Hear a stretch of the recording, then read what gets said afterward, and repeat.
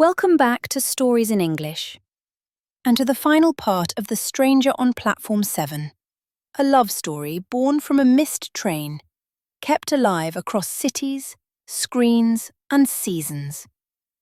In this final part, we witness the end of distance and the beginning of something lasting.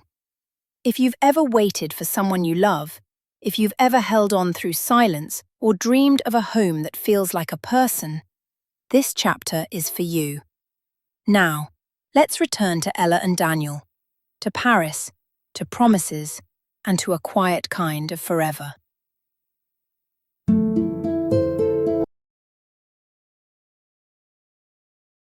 Previously on The Stranger on Platform 7.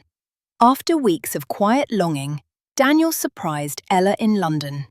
What began as a simple reunion turned into something deeper. Their first kiss wasn't just sweet, it was soaked in rain and wrapped in everything they hadn't said. Two hearts, finally close after miles apart. They wandered the city together, laughing in bookstores, sharing stolen kisses at crosswalks, and dreaming of places they'd see together someday. But time was never still. Soon, Daniel returned to Paris, and the distance returned with him. Yet something had changed. Now they weren't just strangers from a train station, they were something more. Two people slowly learning what it means to stay. Chapter 7. 1 year apart. When Daniel returned to Paris, something inside me quietly unraveled. The days still moved forward. Same train station, same office, same sky. But none of it felt the same. Because the one who'd made the ordinary magical was now hundreds of miles away. Paris was still Paris. Golden rooftops, crowded cafes, that soft hum of life. But none of it touched me the way it used to. Even sunlight felt colder, because every moment I experienced, I wished she were there to see it too. Without Ella, everything lost color. We made a vow to stay, to fight, to hold on to what we found. But no one tells you how loud silence can be when you're missing someone. There were nights I'd walk along the Seine just to stay awake for her call. The world blurred into street lamps and river light, but her voice, even through a screen, could anchor me like nothing else. I clung to his texts like love letters, saved voice notes just to hear his laugh. Sometimes I'd press my phone to my heart, as if it could somehow beat in time with his. We had rituals. Morning coffees on FaceTime, Friday night video dinners, photos of sunsets from both cities, two skies, but the same sun. We built a world in messages and voice notes. It was beautiful. But sometimes I'd stare at the empty space beside me and ache for the way his jacket smelled, the sound of his footsteps coming up my stairs, the feeling of my hand in his, the warmth, the certainty. Paris in spring was a dream.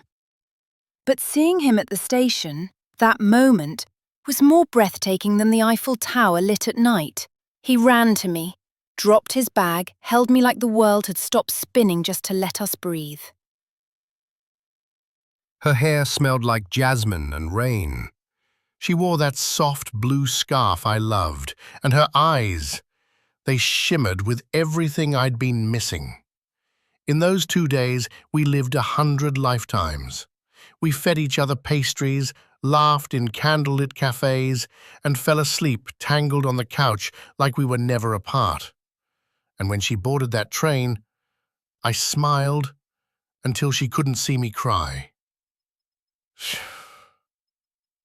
When he visited London in autumn, it was like summer returned. He brought Paris in his hands.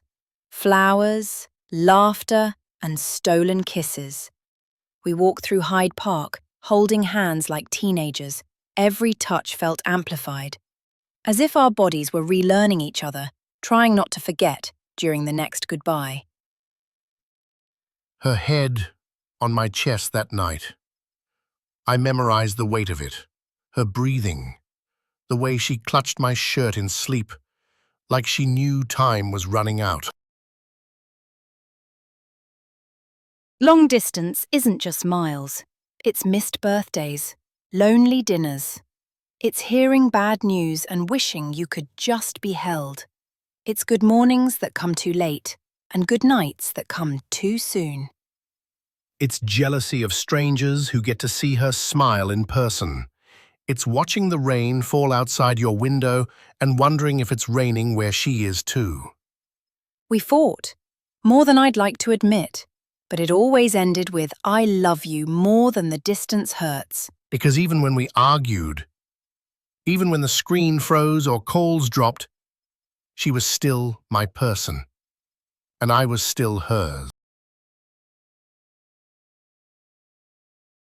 One night after a brutal deadline, I called her. I looked tired. She looked exhausted. But even then, she smiled like I was the only thing right in her day. What if we didn't do this on a screen anymore? I asked. I stared at him, his face pixelated, but his eyes were clear. And suddenly, I couldn't breathe. Daniel. I want to wake up next to you, not to an alarm and a screen. I want mornings with coffee and you in my kitchen. And in that fragile moment, something shifted inside me. I wasn't afraid anymore, not of change, not of leaving, not if it meant loving him up close. The next day, I opened my laptop, searched for jobs in Paris, sent my CV with trembling fingers and a pounding heart. I didn't know what she was planning, but I hoped, prayed, that maybe, just maybe, our story was about to change chapters. Love teaches you to wait, but also to leap. And this time, I was ready to leap. Some distances grow love stronger, but some love grows strong enough to close the distance. Chapter 8. The Final Reunion in Paris. 1 year had passed since the kiss in the London rain. 1 year of late-night calls, postcards from 2 cities and promises carried through time zones. Now, the distance was over. Ella had made her decision. She was moving to Paris. It's really happening. No more airport goodbyes. No more watching him disappear through a gate. This time, I'm the one arriving. To stay. Her suitcase trailed behind her like the past she was ready to leave behind. A soft blue scarf fluttered against her coat as she stepped into the arrivals hall. Ella! She turned. There he was. Daniel. Dressed in his usual dark coat. Hair a little messier than she remembered, but the same honey-coloured eyes that had haunted her dreams. You came. Of course I came. I wasn't going to let your first day in Paris start without me. He reached for her suitcase, but their hands met first. They both paused. 1,000 memories wrapped into that one touch. You're really here. I am. They walked through Montmartre as the late afternoon light brushed the rooftops gold. She watched the city through new eyes. He watched her as if she were the city. Remember when I told you about that little cafe I wanted to take you to? The one with the flaky croissants and terrible coffee? That's the one. Still want to go? Only if you're there with me. Inside his apartment, familiar things felt new again. Her coat beside his on the hook. A toothbrush already waiting. The space between them finally gone. I was terrified you'd change your mind. I almost did. Not because I didn't want this, but because I was afraid it was too good to be real. And now? Now I know love is supposed to be a little terrifying, but I also know I choose it. I choose you. Their lips met, not with the urgency of a first kiss, but with the certainty of every kiss after. A kiss that said, I'm not going anywhere. Later that night, they sat by the Seine, her head on his shoulder. No grand speeches, just fingers laced together, hearts beating in the same rhythm.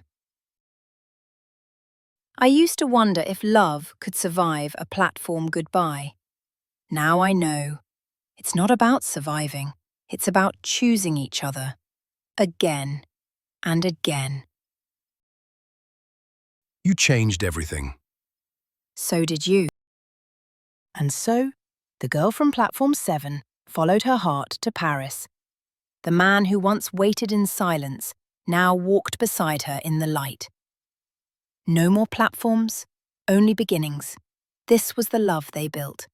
Across countries, across seasons, across fears, and now, together. Thank you for listening to the final part of The Stranger on Platform 7. A love that began with a glance, endured across distance, and finally found home in the heart of Paris.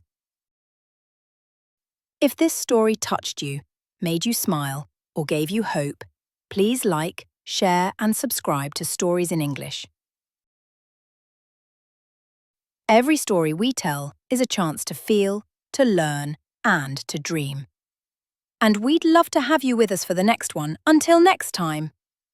Keep listening, keep learning, and keep speaking your story.